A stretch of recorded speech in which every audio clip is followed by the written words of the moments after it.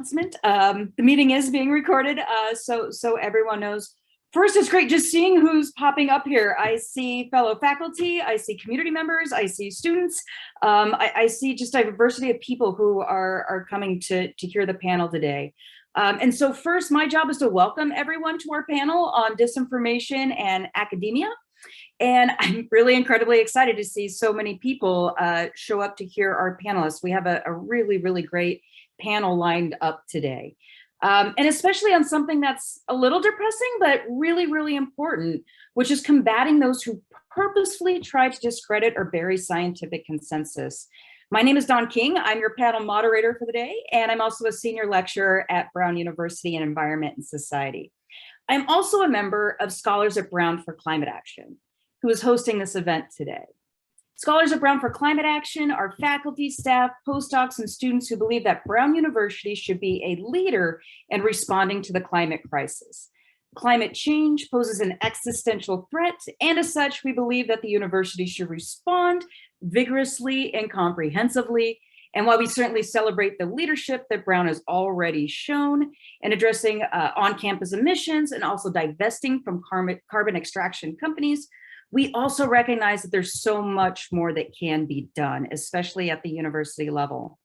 So part of our focus this year is to determine how the university and academia writ large, for that matter, can help slow the spread of climate disinformation, which is the intentional dissemination of false, inaccurate, or misleading information so as to bury emerging research, scientific consensus, and evidence-based decision-making related to climate change.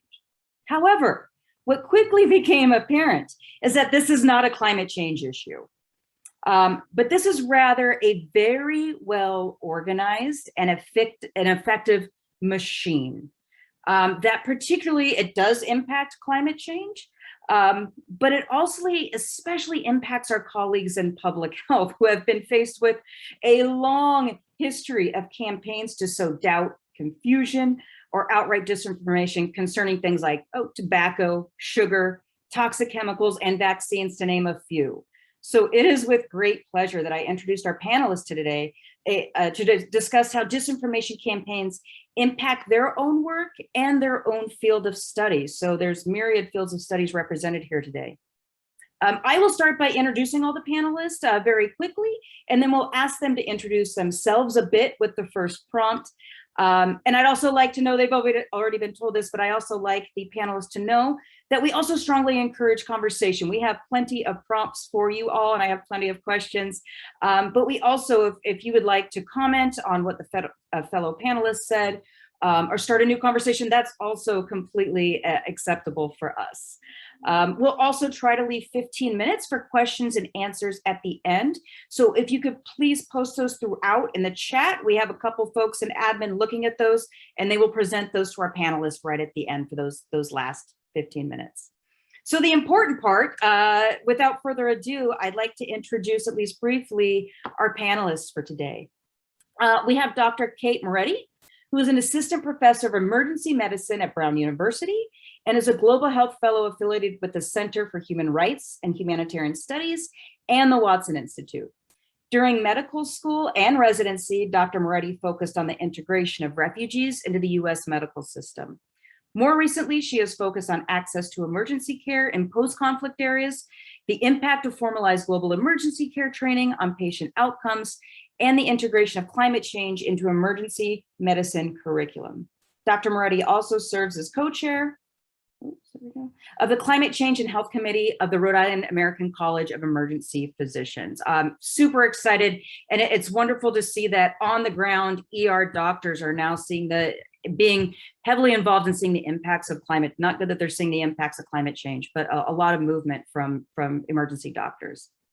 Next is Dan Dudis, who serves as a senior environmental counsel to US Senator Sheldon Whitehouse, whose environmental and climate platform has included a critical focus on industry, finance, political activities, and disinformation campaigns aimed at blocking legislative action, specifically on climate change. Dan's career has been defined by fierce advocacy for transparency and accountability, fighting special interests, including previously as the director at Chamberwatch and senior policy director at Transparency International USA. And while many people in the room might know this, we are very lucky to have Senator Sheldon Whitehouse represent Rhode Island, who is really the climate champion on the Hill. So Dan, thank you so much for joining us today. Next, I can't think of anybody who would know more about information or disinformation for that matter than the librarian. So Emily Ferrier is the social sciences and entrepreneurship librarian at Brown University. Emily is an expert in legal, intellectual property, and business intelligence research. She emphasizes skill building, open documentation, and knowledge sharing across disciplines, which are key components for strengthening local, national, and international scholarly communities and building public resiliency to disinformation. So thank you for joining us today, Emily. And finally, and I know he will be running late, I'm not sure if he's even on yet, is he? That's okay. It's a man that nowadays really needs not much introduction, but Dr. Ashish Shah. Dr. Jha is a physician, health policy researcher, and dean of the Brown University School of Public Health. Dean Jha is recognized globally as an expert on pandemic preparedness and response, health policy research and practice. He's led groundbreaking research on Ebola and has become a national and international voice unpacking the science behind key issues throughout the COVID-19 pandemic for the public and translating evidence-based data-driven analysis for state and federal policy. In fact, I saw him doing it this morning on the Today Show while I turned on my TV. And he's currently talking with another group of people, so he will be popping on soon, and he apologizes for a bit of his tardiness. So now the panelists have each been given their initial prompts. So I will say that, and then I will just call on the panelists to kind of quickly introduce yourselves again and let us know a little bit about disinformation in your own field of study. So first, I guess I'll start just in order that I announced you. So Dr. Moretti, how do you define, identify, and address disinformation in your specific field and practice? Yeah, so for me, disinformation is information that's false, that's been put forth really to control the narrative and confuse the public for financial, political, or ideologic gain. Generally, it's not misunderstanding, right? It's information that's purposefully false that's been given to the public.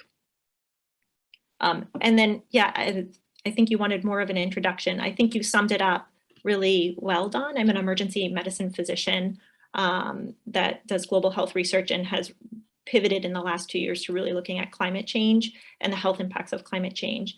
And I can say that disinformation has really become integral in my life, especially with the COVID pandemic and interacting with patients on a daily basis and the disinformation that they've found and trying to combat that on an individual patient level. Fantastic. Thank you so much. Next, Dan, if you don't mind responding to the same question.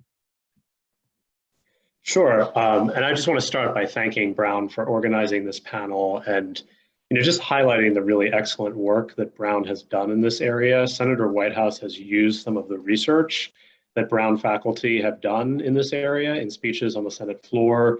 I think that Brown really has a unique program here and is doing excellent work. I think I saw Professor Timmons Roberts on. He brings students to Washington, D.C. every year. I know a lot of his students do excellent work researching this.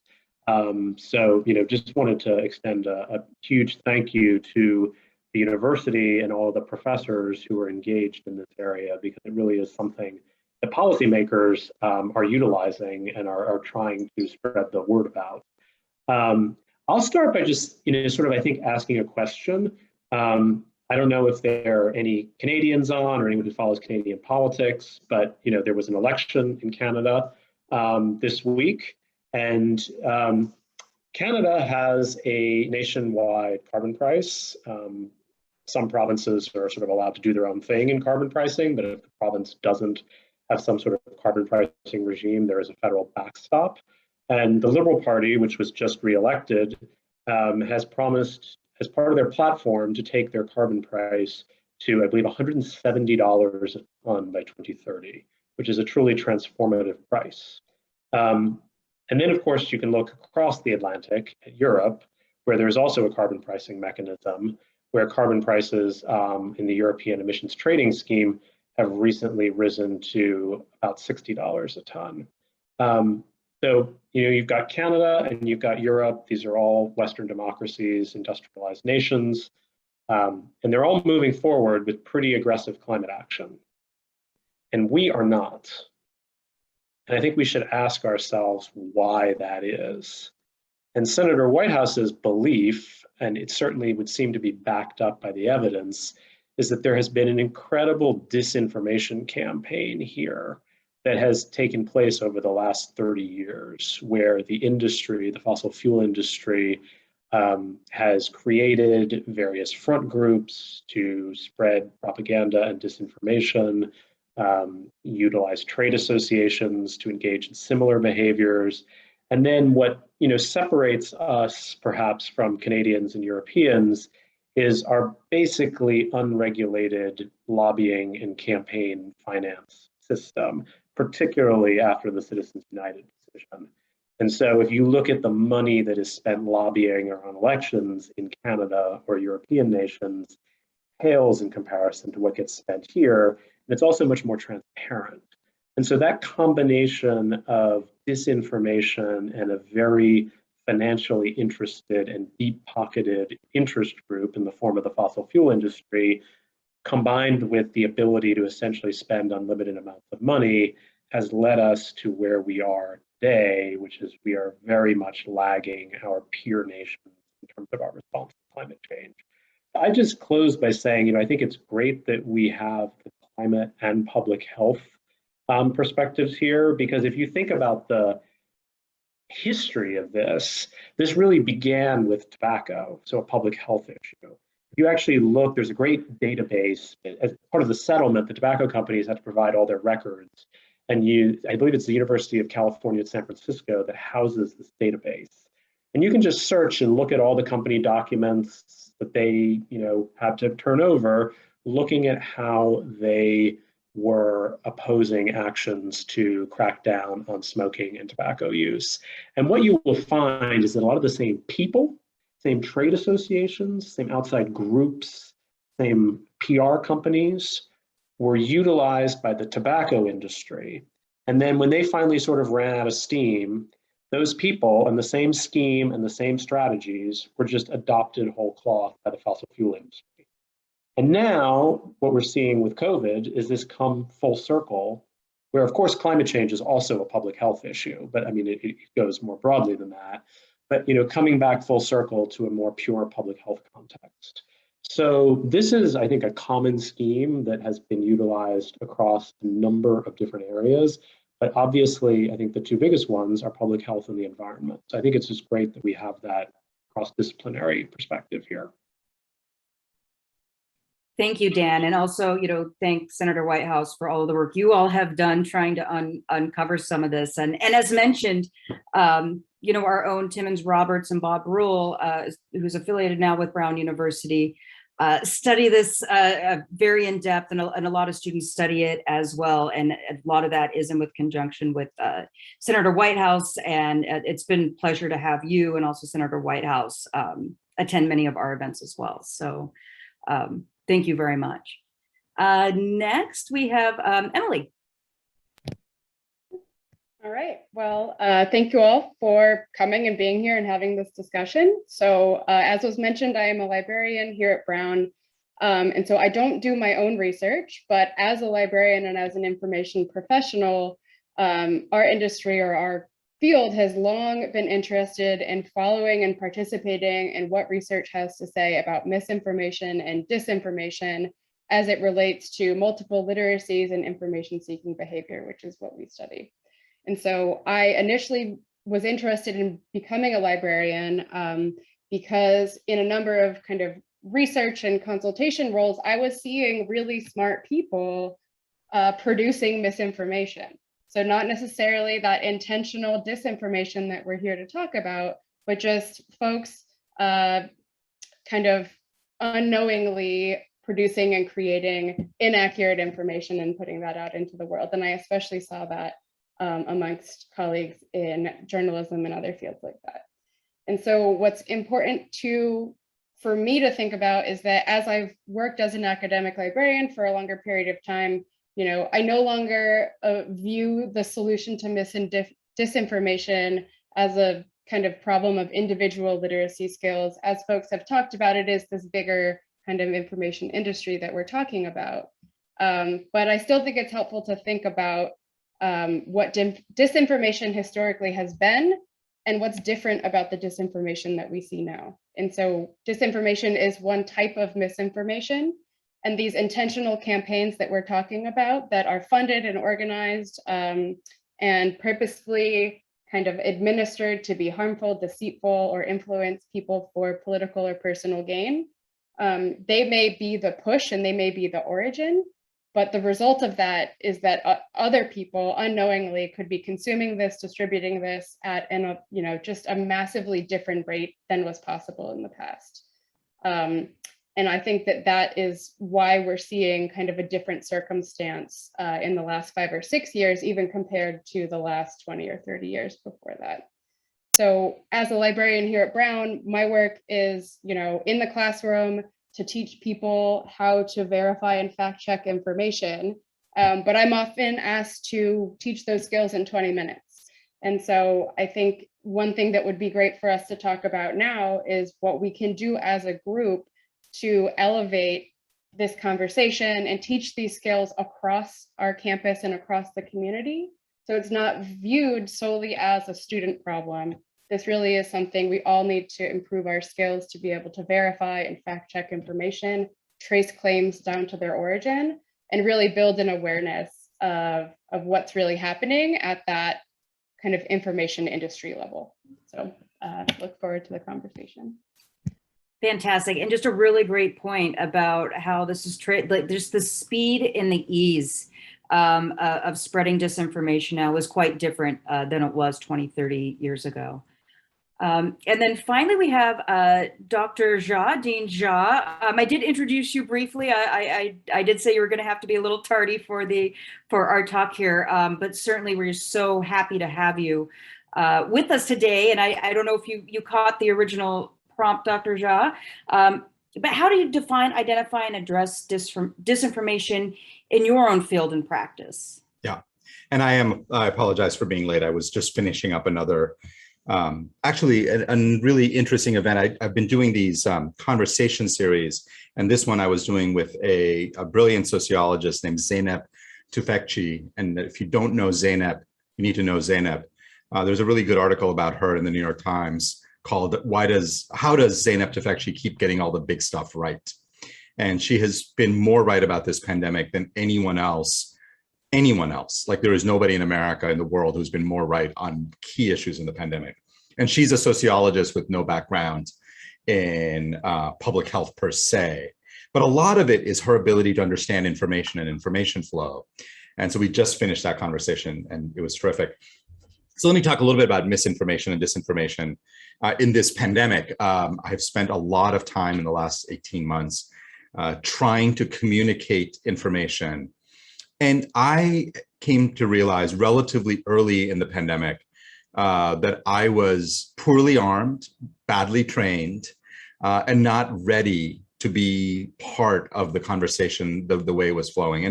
And a lot of it has been coming out of a mental model that most of us were trained in, which was this idea that if you get the evidence right, the science right, the data right, and you explain it to people in a way that they can understand it, you're going to motivate action, that you're going to get people to do things that you want them to do for their own safety. You're not. And I think one of the things we learned relatively early on, and I certainly have, is, and this is going to be really obvious to all the kind of behavioral scientists out there, but that what motivates action is not just knowledge, though that's important. It's meaning, it's values, what is it that matters to you? And the fact that we have not done a very good job in public health in connecting kind of science and evidence to meaning and value, and it has, I think, set us up for a playing field where misinformation and disinformation has really thrived. And I want to just take a couple of minutes to talk about them separately. And I just caught some of the comments, so if it's repetitive, I apologize. There really is a difference between, in some ways, misinformation and disinformation, at least in my mind. Not an expert in this area, but there are the bad actors who are very, very good at manipulating and trying to get people to do things. And most of the bad actors have alternative motives, right? Like they're often trying to sell you something. So don't take the vaccine, take my special tonic. Like that's a, that's an exaggerated example, but there is often that. Or they are political actors trying to be disruptive. That's a very specific set of problems. And I have, by the way, really encountered that on multiple occasions when I've seen I've tweeted about something and get this like campaign of attacks that are clearly well coordinated, thousands and thousands of responses in a few short minutes from seemingly disparate sources. And you realize, wow, like this is a different beast. But the misinformation is something I want to spend a couple of minutes talking about, because I think this is in some ways, I don't know if it's a bigger challenge, but it's a different challenge. And the misinformation exists because we all live in information echo chambers, right? We all do. Not the other guys, but we all do. We all basically consume information that is reinforcing of a certain set of views. And that basically means that we all get caught up in traps. And I have seen this over and over again, where we have very strongly held beliefs, and good people trying to get the journalism right, trying to get the data right, feed into that. So for instance, a couple of examples, just recently, the way that like the press has covered what's happening with vaccines, it has managed to, I think, completely bungle the message. And now we have created, and again, this is echo chamber takes over, this idea somehow that vaccines are not working, or that vaccinated people can infect as easily as unvaccinated people. It's all nonsense. It's as much junk as the other side's, vaccines don't work or are harmful. But the problem is that our information echo chambers don't have reality checks in them. They don't have enough mechanisms to verify truth from misinformation. And I really have, my personal belief is that we all get susceptible to this. I think it's more harmful in certain places than others. But the last point on this, and I will stop talking because it's not meant to be a lecture, I know, is it gets really problematic when it gets tied to political identity. And that has happened pretty consistently in this pandemic, that everything from mask wearing to vaccinations, all of it gets tied to political identity, and then it becomes almost impossible to lodge. And a lot of public health people have contributed to that. And I have some very good friends who talk about how Donald Trump voters are anti-vaccine. And I personally think that's A, it's wrong, B, it's an incredibly bad message. Because you're telling 75 million people who voted for Donald Trump, hey, people like you don't take the vaccine. That is a very, very bad message. And all the graphs that show that Trump counties are less vaccinated, we end up, I think, feeding into a lot of these problems, even if we're well-intentioned. We have to come up with a totally different way of talking about things, connecting. And last point I will make on this is, at least in my mind, the efforts that I have been making, and I've been encouraging my colleagues to make, is to get out of our information bubbles and talk to others. So I probably do Newsmax. I'm on Newsmax maybe 3 times a week. It's by far the hardest interview I do. They ask me crazy questions, but I think it's essential that people who don't spend enough time in those information ecosystems get into them and start talking to people. That is the only way we're gonna, I think, break down some of the misinformation problems that we have. And we haven't done enough of that. So I could keep rambling, but let me stop. Just a few thoughts about the challenges that we face with this pandemic, and we'll take the discussion wherever you want, Don. And thank you for having me on again. Sorry to be late. Oh, no, absolutely. We understand you're quite the busy man. So we are just so happy that you could make it here with us today. And I could sit and listen to you lecture for hours and hours and hours. So nobody needs that. No Nobody problem needs there that. at all either. And you actually addressed one of my next questions that I had for the panel a little bit. You kind of addressed this distinction between misinformation and disinformation. But to take it even a step back further, I'm interested in how the panelists might explain, how does disinformation, because oftentimes folks, I think, seem to conflate them. How does disinformation, how is that different than scientific disagreement in the field?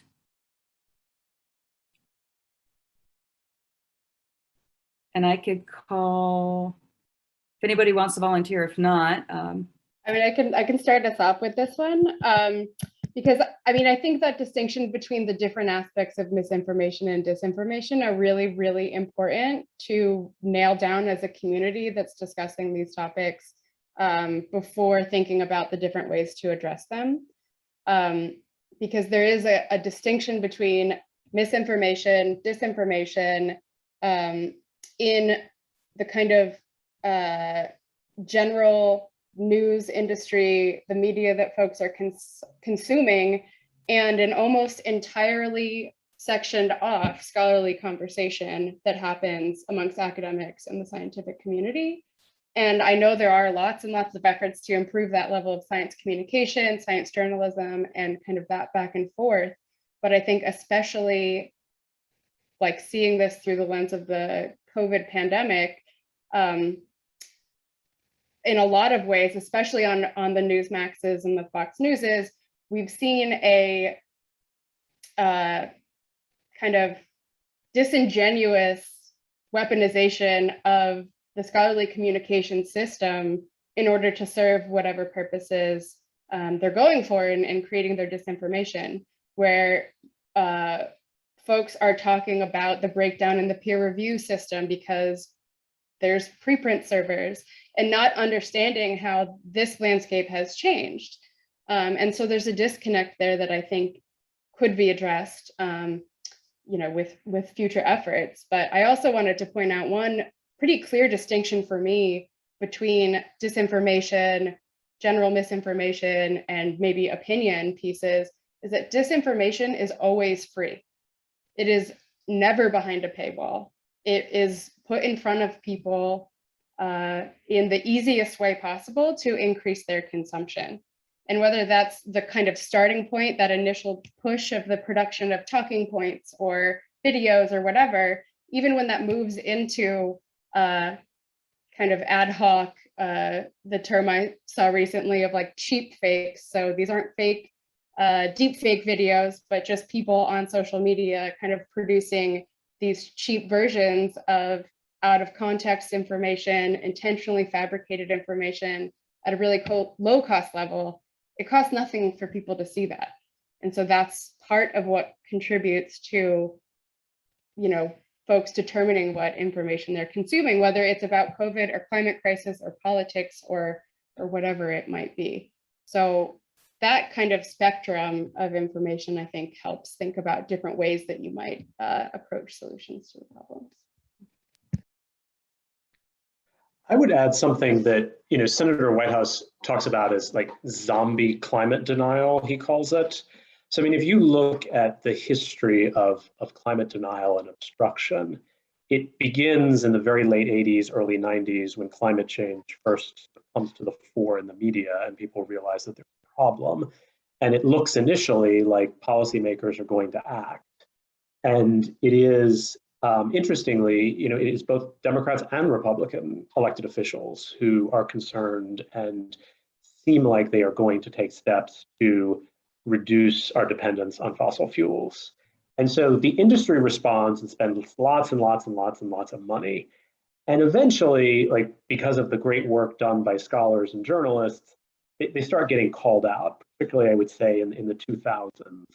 And so, I think if you look today at what does ExxonMobil spend on pure climate denial, probably very little. It may even be zero. Now, they still spend a lot of money on climate obstruction through trade associations opposing climate action. But there's very little left of the pure, this is a hoax, we're headed for global cooling, all of those sorts of arguments. And even though and that's the disinformation, which is clearly driven by financial interest. But they've created this zombie climate denial because they were also smart about this. And this goes to a point Dr. Jha made about, this gets wound up with identity. The fossil fuel industry only targeted the Republican Party. It realized smartly that all it had to do was capture one of our two parties. And then it could effectively, due to all the checks and balances in our political system, it could effectively block action. And so, I'm not sure it was prescient enough to recognize, back in the early 90s, how polarized the country was going to become and how the media landscape would fragment. But they've certainly benefited from the fact that once climate denial is caught up in political identity, it continues even if nobody's paying for it. So, Senator Whitehouse visited Wyoming in 2019 to learn about climate. He likes to visit many red states in particular and learn about how people view climate change in these states, and what are people doing in the local research universities, and what do business people think and other stakeholders. And I'll never forget, we were in this little town and we check into the motel, and it's me and another staffer and the senator, and so 2 Rhode Island driver's licenses and a DC driver's license. And the guy is like, well, you folks have come a long way, why are you here? And I said naively, well, we're here to learn about climate change in Wyoming. And the man's whole face changed. And he just got really serious, and he's like, there's no climate change, it's a goddamn hoax. And I don't think, this was in response to anything he'd directly seen paid for by ExxonMobil. This was the fruit of decades of stuff that ExxonMobil and others may have paid for, years and years ago, but it's just taken on a life of its own. And so now it's more misinformation, where this stuff gets spread on Facebook and Twitter and wherever else, Fox News. I mean, the Murdochs don't own any fossil fuel interests. They don't have any direct financial interest. I mean, maybe they figured out, like Facebook, that the more controversy and the more partisanship, the more viewers they get. So, I mean, maybe you could say it's a financial interest. But I mean, I think we've sort of moved to more misinformation, and as the senator talks about it, zombie denial, where it's not anybody who's paying for it. It's just impossible to put the genie back in the bottle.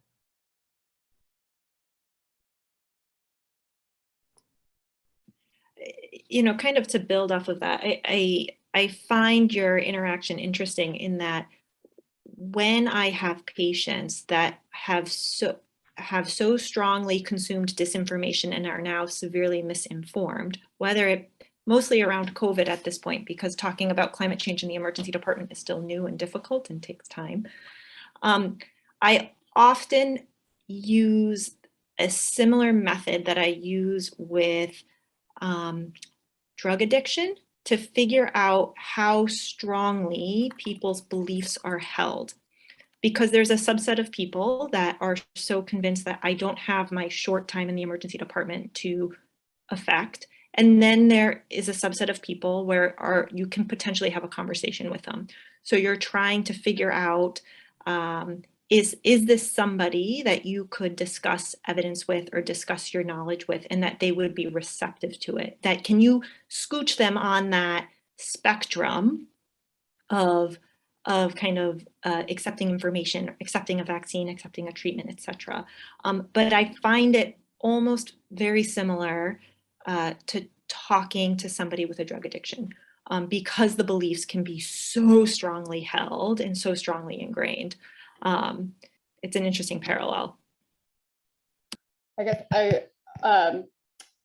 that's a really interesting parallel to think about, because thus far, to the extent I've seen, and I would be interested what other folks have seen, evidence suggests that confronting folks, whether it's political climate, COVID, with any sort of facts, whether that's on a one-on-one conversation or fact-checking on various platforms, does not result in changing beliefs, and in fact solidifies the belief system, because it's confronting that deeply held identity. So that's a really interesting parallel that you're drawing. Thank you for sharing that.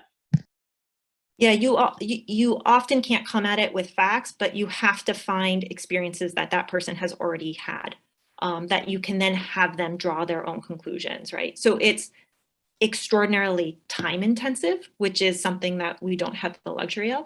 But every once in a while, you can find that person you can affect. But it's few.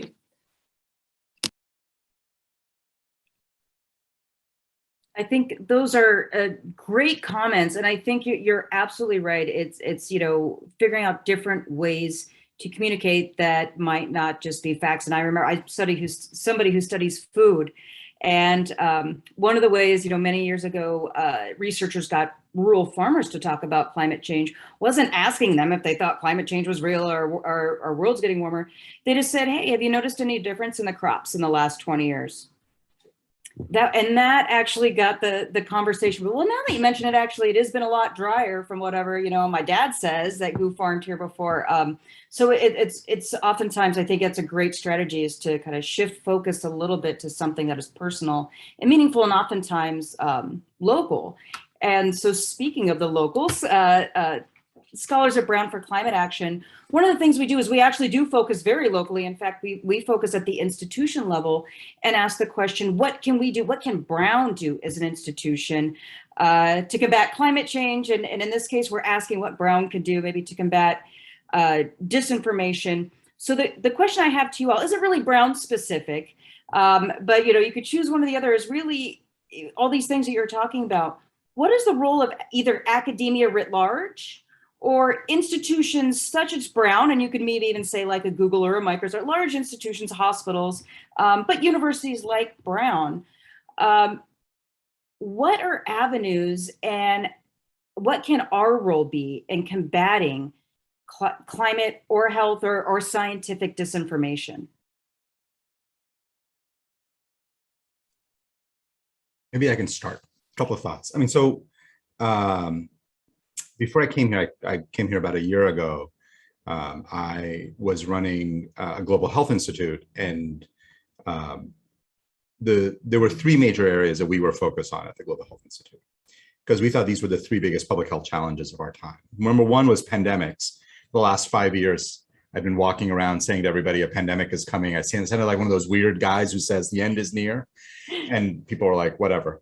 So one was pandemics. The second was the health effects, the public health effects of climate change, which struck me as the most important public health challenge of our time, certainly over the next few years, the next few decades. And then the third was misinformation.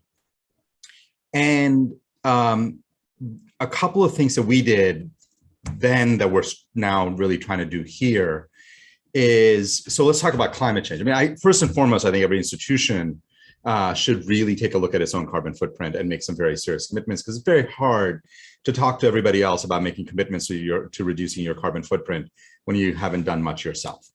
And so I think this is one area where many universities are leading and Brown is not. And I want us to have commitments to be carbon neutral reasonably quickly and to be carbon free soon thereafter. It's hard, but climate change is like an important problem. And I think money is a part of it, but I just think it's hard, it's complicated, and people have to take the energy and attention and make a commitment to doing it. I think we should. I think the other part is we should help other universities as well. Not that universities are the biggest contributors, but the point is that we are places that train the next generation, and we've got to both walk the talk, but also lead by example. So I don't think that's the most important thing we can be doing, but it is absolutely essential that we do that. On the misinformation stuff, I have, at least in my view, and I'd be curious what other people think, I've come to see it as a kind of a classic science problem, that misinformation is really, really complicated. At least to me, and I really struggle with it, because as I said, I don't see it as a deeply partisan issue. It has been tied to partisanship, but I find misinformation to be really bad across the political spectrum. This is not both sidesism. This really is, there's a very specific version of it that's particularly toxic and awful on the political right, but the political left is susceptible to misinformation as well. And again, if the idea is you're going to start in your own home turf, you got to look at that. But we have to do the hard scientific work of breaking apart, where does information start, what sticks, what doesn't, how do you counter it? How do you train people to become better consumers of information? We have to run clinical trials not clinical trials, but trials to get people to become better information consumers. We have to treat this as a complex science problem, break it down, categorize it, try different efforts. That's something only universities can really do and do well. And certainly at the School of Public Health, the issue of misinformation and disinformation, focused primarily on public health, is going to be an area of massive investment for us. But with a very specific lens of trying to think about the pandemic and thinking about climate change as two major public health challenges that we have to really begin to work on. So let me just stop there.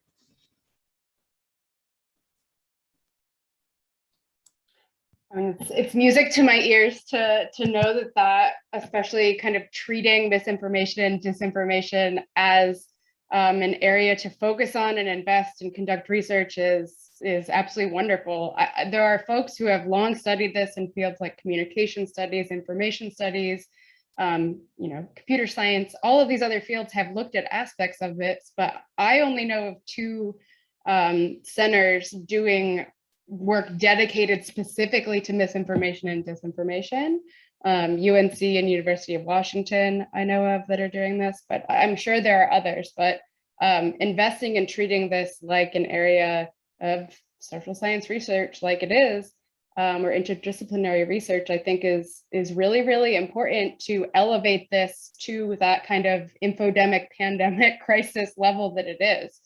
The other area that I'll just throw out there, I mean, I think there's a lot of like very small scale things that could happen at a campus to prioritize this and kind of get it on folks' radar. But one aspect of the recent crisis is technological, and thinking about that speed with which people can disseminate this in private spaces, especially. So we could think about that kind of pipeline of, if we are training future leaders in the industry, what can be infused into the curriculum in terms of ethics of kind of incorporating humanities and the liberal arts in the STEM kind of curriculum can be done. There's groups like the Public Interest Technology University Network and other groups like that we could get involved with. And it may be that other folks are doing that, I just don't know it, but things like that could be brought to our campus, and we could really think about this as the 20-30 year problem that it is. On pure climate change, I mean, I want to not push back on the notion that a university or any of us should decarbonize, because obviously we all should, but I want to sound a note of caution that does to a certain extent play into a narrative that is pushed by industry. Industry has been pretty savvy about pushing, and this is more recently once they got over the pure denial, about this pushing this narrative of personal responsibility, when in reality it is industry. The industry knew about what was going to happen, essentially scientifically, for burning fossil fuels as early as the 1950s. I mean, that's what the research has shown. There are documents going back to the 50s that show that industry realized it had a problem. And so they researched it internally through the 60s, 70s, 80s, and their research just confirmed that, Houston, literally Houston in this case, we have a problem. And then it was, only in the late 80s when it became a subject of public and political concern that they sprung into action to forestall political action. And so they have created, the industry has created the world in which we live that is very dependent on fossil fuels. So, and very dependent on plastics. I know there are a lot of us who would love to try to, break free from plastic, break free from fossil fuels. It's very hard because of the structural nature of our economy and the political and regulatory frameworks that underpin that. And so, I think we shouldn't be too hard on ourselves as individuals or institutions. What we should be focusing most on is changing the politics and the economic structures that keep us largely dependent on fossil fuels. If we had back in the 80s started at a political level to decarbonize and put the proper incentives in place, Brown would be decarbonized today. And so I think we should just keep that in mind and not let industry manipulate us too much. That being said, obviously we should all take steps to decarbonize. On the specific misinformation front, it strikes me that this is something of a failure of our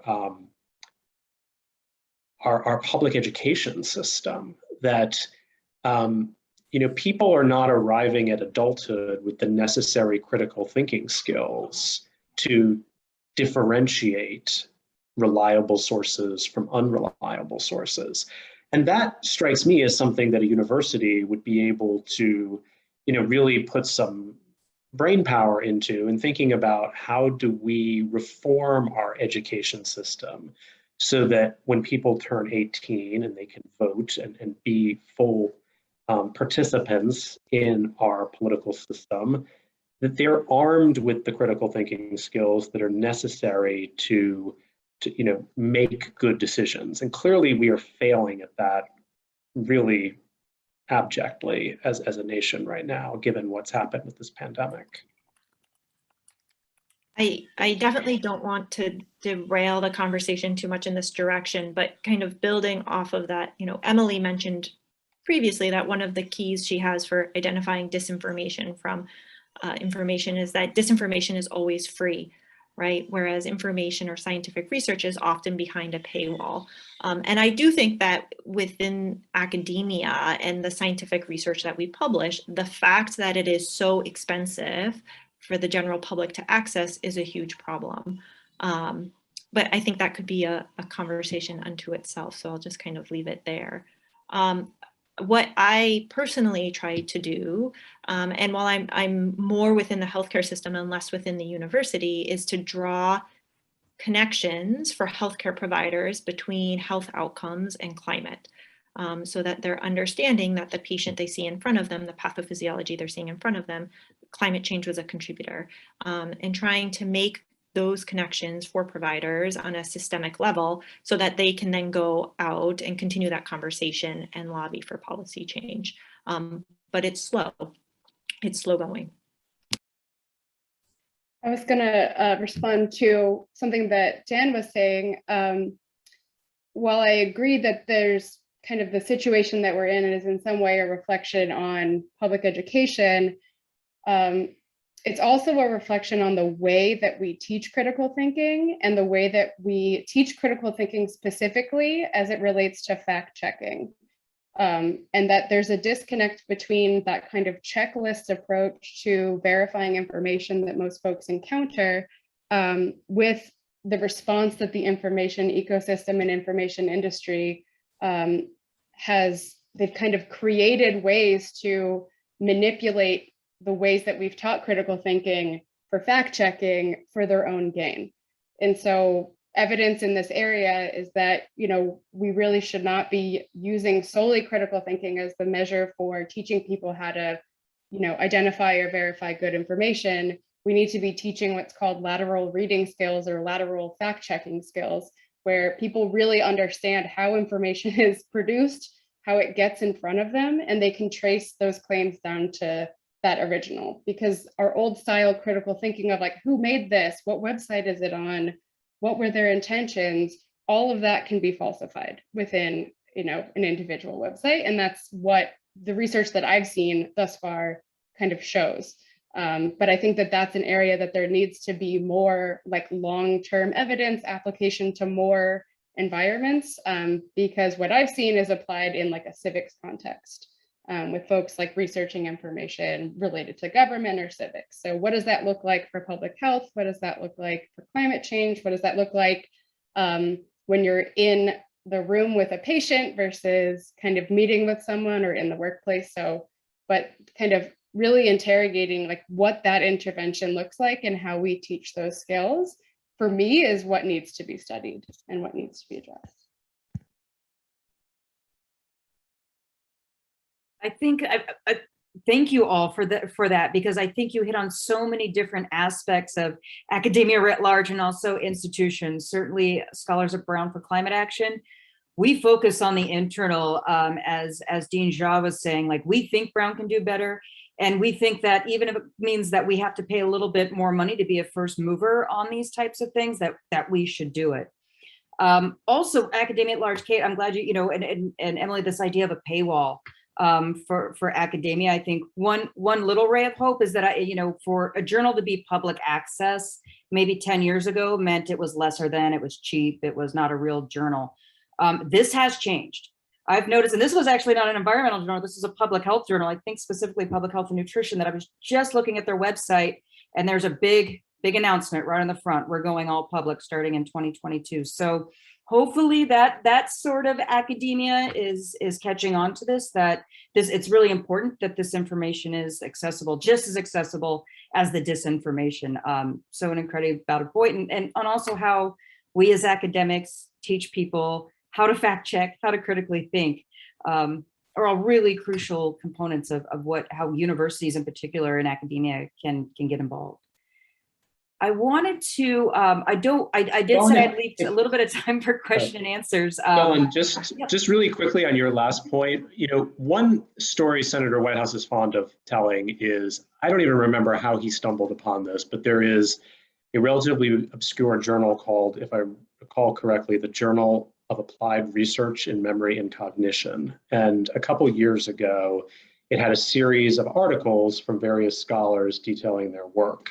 But as you might expect, it was it was written for a scholarly audience. And so the senator, because he's fascinated by this subject matter, read all 15 of these articles in this particular volume of the journal. And then he actually went down on the Senate floor and did a speech and sort of, cut out the key quotes and talked about what they meant. But he does very much believe, and I think it's a very good point, that academics also need to learn how to communicate to the broader public. And so nobody but Sheldon Whitehouse and a few other people is going to go read 15 articles in the Journal of Applied Research in Memory and Cognition. But yet there was really valuable work there precisely about this subject of combating dis and misinformation. And it needs to be translated for a general public audience.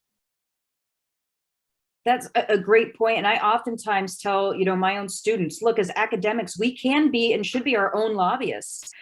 You don't have to have billions of dollars in your pocket to chat with the Congress people. And I always say you cannot name one person in Congress who's an expert on the environment, an expert on public health, an expert on education, an expert on technology, an expert. They're not, they're politicians. And so they do actually depend on information and getting good information. And so I think that's also a really critical role of academics is being able to communicate to the public, but also communicating to politicians who might be getting an earful from one side, but certainly might be open to hearing from the other side. It's just not there.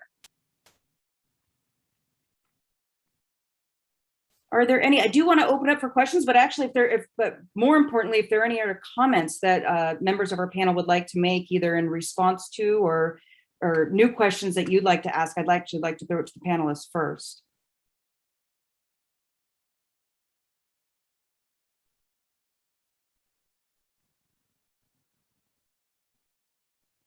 All right, Dan, did you have? Oh, no, it's just still highlighted. So Andrew, do we have any questions I haven't been paying attention to the chat. Yeah, we have a lot of interesting questions actually. And so unfortunately, we're not gonna have time to get to all of them, but there are a few that are right on topic. So I'll start with one of them. And they asked, does the solution to misinformation or disinformation lie more in educating the public towards how to identify it and how to address it? Or is it more in rooting out or eliminating the false information at its source, and which should we prioritize? I mean, I guess I don't know why they need to be exclusive. I don't know why we need to do one or the other. We can begin the work of starting at that individual level tomorrow, if there's will on our campus to do that. But the problems about the kind of financing of the disinformation campaigns and the technological barriers from our social media platforms, those are longer term problems. They're more complex, they're political, they're technical. That's a bigger problem, but I don't know why we can't do both. Yeah, and sorry, go ahead, Kate. No, it's okay. Go ahead, Dr. Shah. So what I was going to say is there's no doubt that some of this has to be done by the social media platforms and others who make spreading of misinformation and disinformation so easy. And there's been a real, I think, divergence among the social media platforms. I think Facebook continues to be the least interested in doing anything useful and the biggest spreader of disinformation.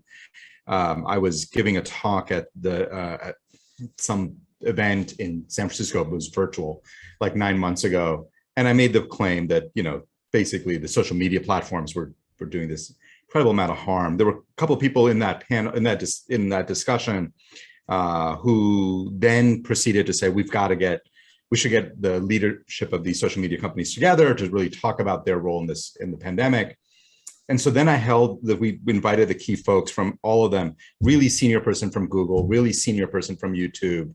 I understand they're part of the same company. A couple of senior people from Twitter, and like 2 low-level staffers who have zero power and zero influence from Facebook, who kept saying, I'm just here to take notes. And it was very clear to everybody that, and so I also want to be very clear that I think social media platforms, all of them could do a better job. But one of them is actively fighting back against any effort. And let's be honest, you can't train people. We're not going to train 330 million Americans to become really good consumers and figure out what disinformation is. It's just not going to happen. You cannot pour enough money into our education system because the guys who build that stuff are way too good. They're just way too good. And by the way, if I write an op-ed for the New York Times or Washington Post, I can't just put random junk in there. And Washington Post doesn't say, hey, it's that guy who wrote it, I'm just a platform. They have an editorial responsibility. Well, Facebook has got to start thinking that way. I don't know that the current leadership of Facebook is going to do it. And whereas I have generally not wanted to get a lot into significant kind of governmental regulations, because you saw what Donald Trump wanted to do with regulating these platforms, I think Facebook is public health enemy #1 at this point in America. And I don't know how to get around it. And I'm game to hearing that maybe it's not, but I really think they have become the major spreader of bad information. And they love it because it's their business model.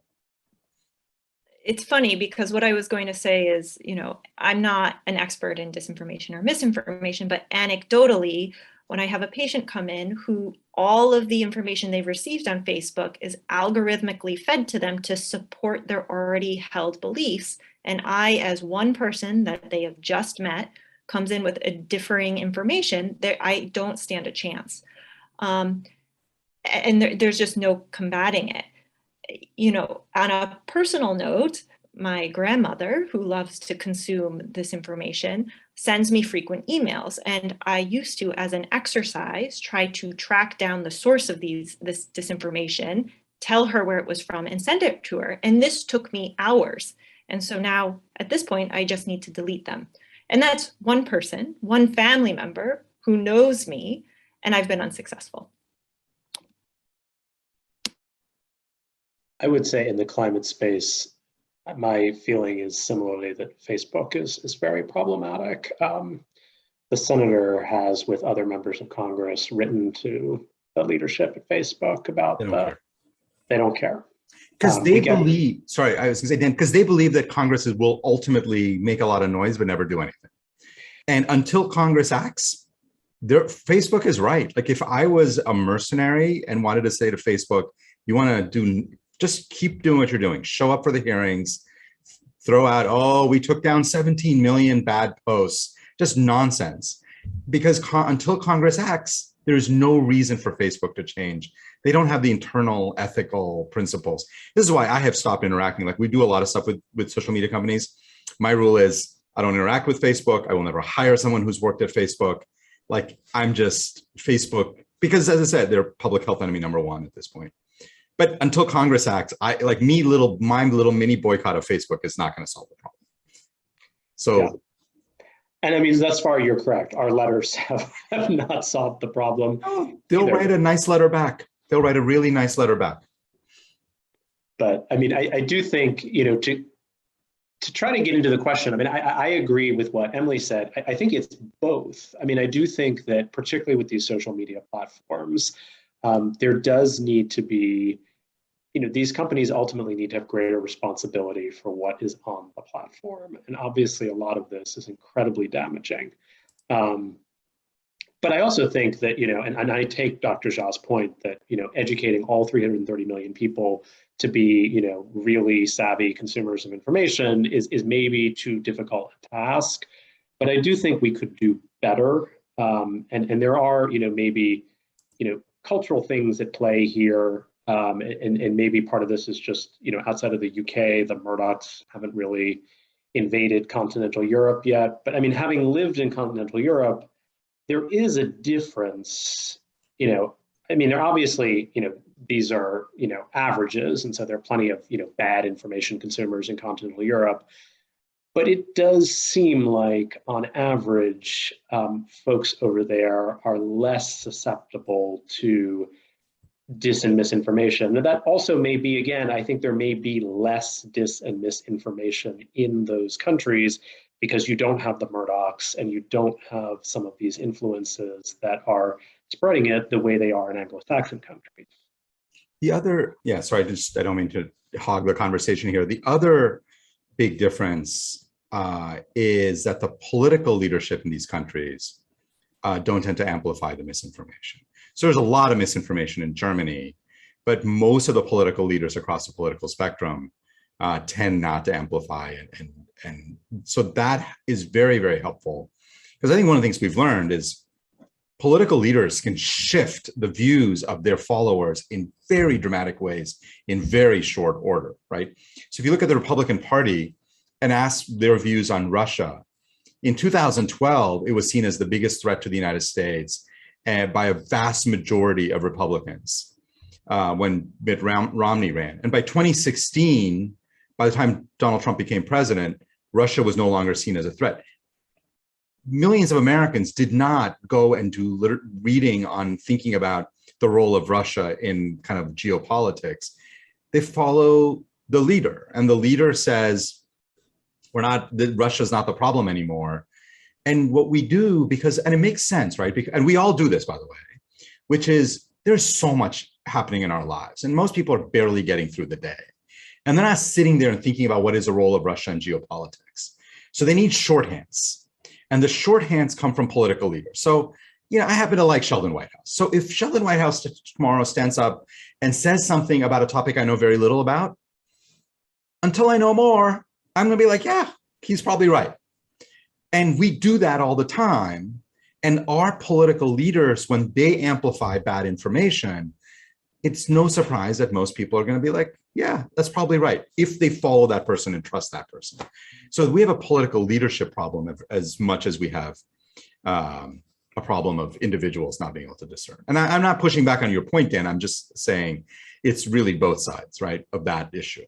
Yeah, I would agree. I think that's an excellent point about, the difference in maybe greater political responsibility on the part of most right-leaning European parties. I mean, in the climate space, I mean, we obviously, I think most of us would probably agree that the Christian Democrats in Germany or the, center-right in France or the Tories in the UK could and should do more on climate. But when you look at what they're doing, I mean, they're actually, moving forward in a constructive direction the way our Republican Party is not. And again, I think this takes us back to the money in politics problem, that in those countries, money in politics is very limited and you don't have the same opportunities for corporate capture. And so, I think this all sort of gets, media fragmentation, money in politics, disinformation, misinformation, are all swept up, and very much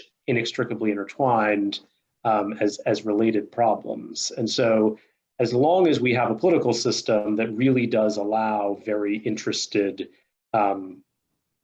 interest groups that have a lot of money to get their way, and you can see this with big tech. I mean, why haven't we done a better job of regulating big tech? Well, they've got a lot of money too. And it seems like Europe is, at least on things like data protection, they've regulated much more stringently than we have. But big tech can't buy off Angela Merkel the way it might be able to buy off, parties in the United States.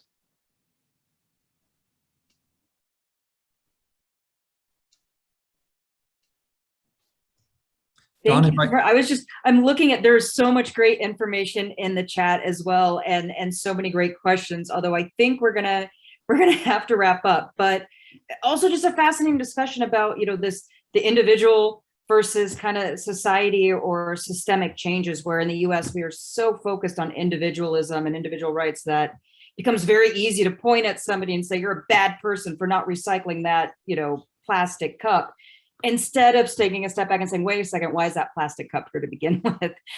Which is exactly how the system is set up. And so, obviously those different ways of thinking are also going to play into disinformation and how that disinformation is spread.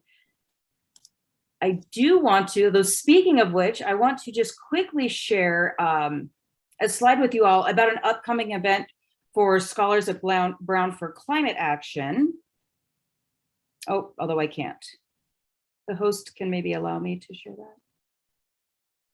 Or share yourself. Oh, I'm now host. Okay, great. And a few of the people I think mentioned some of this also in the chat. Put this over.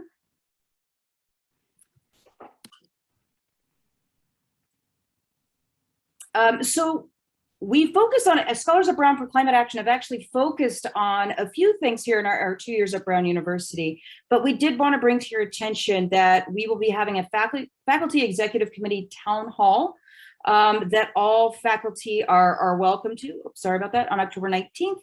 And what we are specifically asking in this ask for the university is to take a hard look at the code of conduct for business ethics. And specifically, we're asking a university, or really we're asking the faculty executive committee to bring together a town hall so we could discuss this as a faculty and potentially ask the general FEC faculty meeting to get a sense of faculty vote on this issue at Brown, which is symbolic in many ways, but oftentimes it does send a powerful signal to leadership, administration, and the corporation at Brown University. And specifically, we're asking them to specifically say that we will stop doing business with organizations whose mission is to spread disinformation.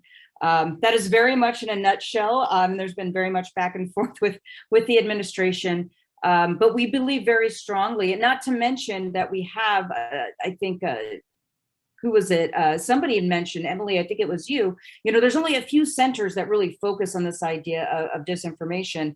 And I'm very proud to say that with Timmons Roberts and Bob Brule here at Brown University, they are following the dark money. And they are trying to lift the veil from some of these corporations and finding out that as academics, these organizations and corporations are literally trying to suppress information that is coming out of Brown University. Our own Baylor Fox Kemper is a lead author on the IPCC report that's talking about climate change. And so we feel that the university does have an obligation to make a powerful statement that we will not do business with these organizations. And we welcome all faculty to come to this town hall to discuss what's the best way to approach the university for that. If you're interested in joining Scholars of Brown for Climate Action, here's a little bit of information just at the bottom there, our website and who to contact. I know when you registered, we also asked if you were interested, and we got a lot of folks respond yes to that. And since it's very, very intricately tied, I don't want you to put you on the spot here, but Timmons, do you want to make an announcement about next week's speaker that I'm super excited about that links directly with this? Sure. So Neela Banerjee is coming. She's the National Public Radio lead editor on climate change issue, and she was at Inside Climate News when they did this investigation of Exxon. So she really led the Exxon new. It was an 8-month investigative study. There was 3 or 4 reporters on it.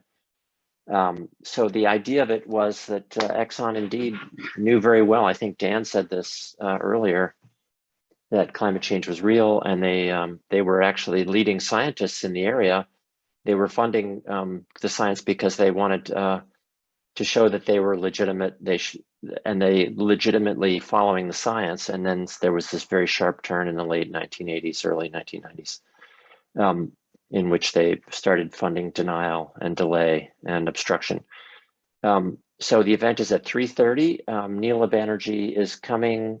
This will be in the IBIS building at 85 Waterman Street. We're keeping these to just an hour. We'll have a short kind of reception outside afterwards with no food. I mean, the in-person event will be masked, of course, as everything is at Brown. And then we'll have an online version as well for people who choose or cannot come. Thanks, Dawn. Of course, thank you, Timmons. And just one final thank you to our panelists. This was a great conversation. Hopefully somebody was copying and pasting the chat, because just by me looking at those, there was really great questions and also really great information in the chat where people were recommending stuff. So thank you all for being part of this panel. And also a special shout out to Sam Lash and Andrew Westbrook, who really put all of this together. They're a crucial component of Scholars of Brown for climate action. And they did all the hard work for this for the most part. So especially to the two of you, thank you for putting this together. Yes, and also thank you to Amrita Lambert. Oh, yes, sorry.